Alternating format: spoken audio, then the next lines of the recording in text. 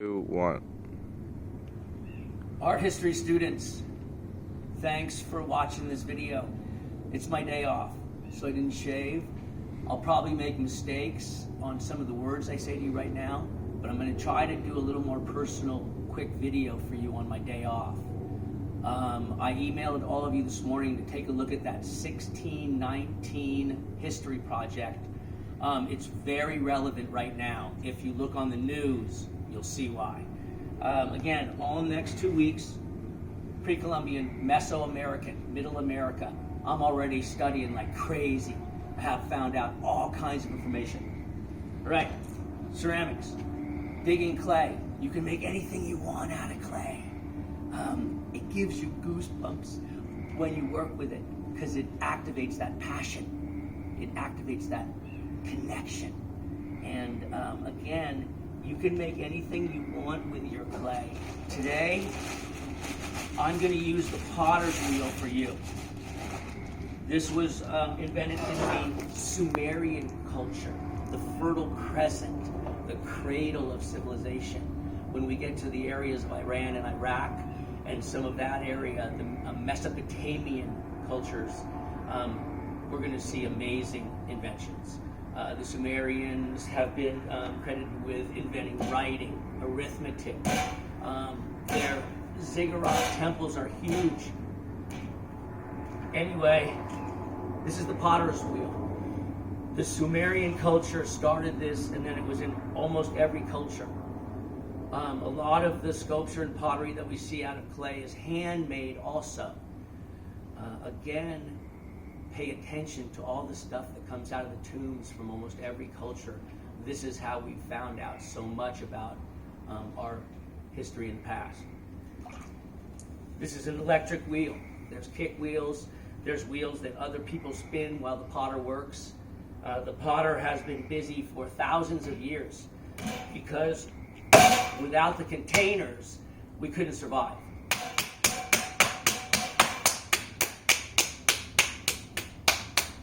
Now the first thing a potter has to do is center the clay on the wheel so that then he can use part of that clay to create anything he wants, whether it's a bowl or a cup.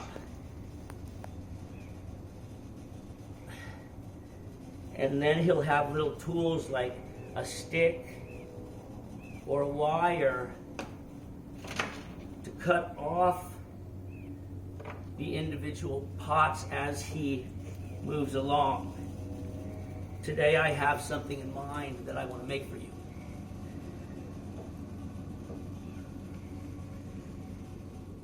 I'll begin by making the parts for the piece or the pot that I want to make.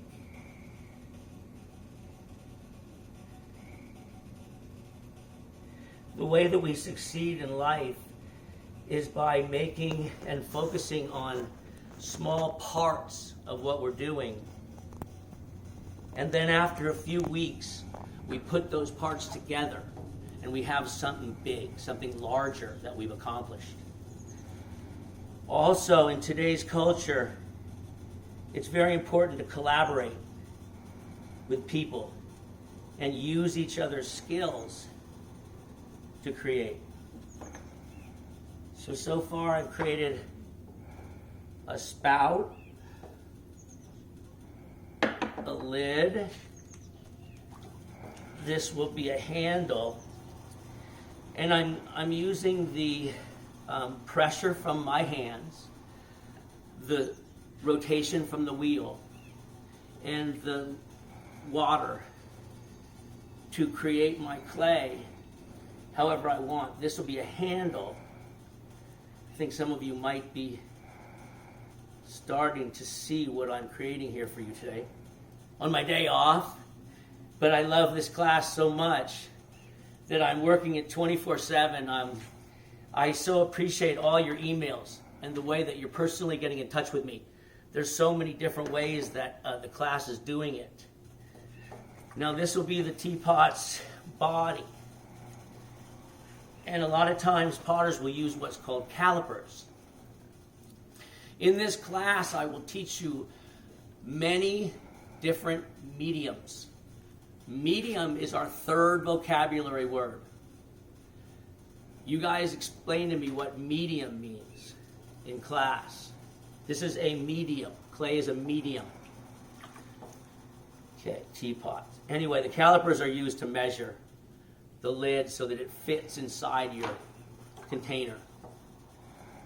Lidded forms were so important throughout history for storage for the population. If they didn't have storage containers, they couldn't live. So all life depended on pottery in the beginning. That's why it was so ornamented and decorated and buried with all the rulers. They all got the best pots buried with them.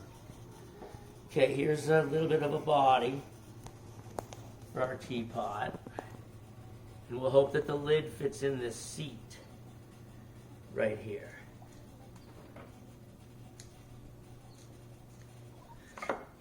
Now let's go ahead and put our spout on first.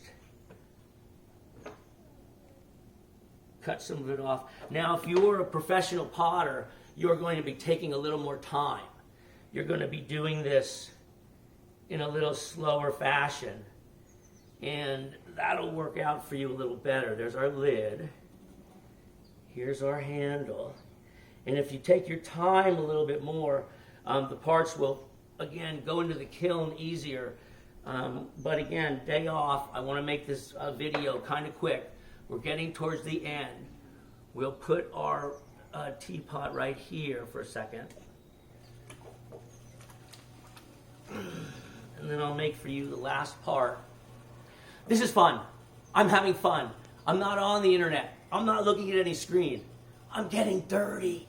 I'm using my hands. I love clay. I love it, okay? If I could, I would bathe in it. I think, don't people go to like clay spas and get clay baths and stuff? And it's good for their skin. All right, here's a big bowl so that all my students can enjoy a big salad together. And you see how it's off-centered? I've been throwing for almost 50 years, and I can have my pots as centered as I want. I'm not a very centered person, so I like my creations to be a little off-center. Okay. Now we're going to cut that wheel off, that bowl off. We're going to use that bowl as a hat. Okay? And we're going to put our teapot on top of that hat. And we're going to have what's called, better get another handle on there, huh? Well, that'll do for a handle for right now. Anyway, watch all those videos, you guys. You are so important to this class. Without every student, we will not create what I want to create this semester. And that is, I think, the best college class ever. All right. Have a great day. I'll see you on Wednesday. Be ready for discussion.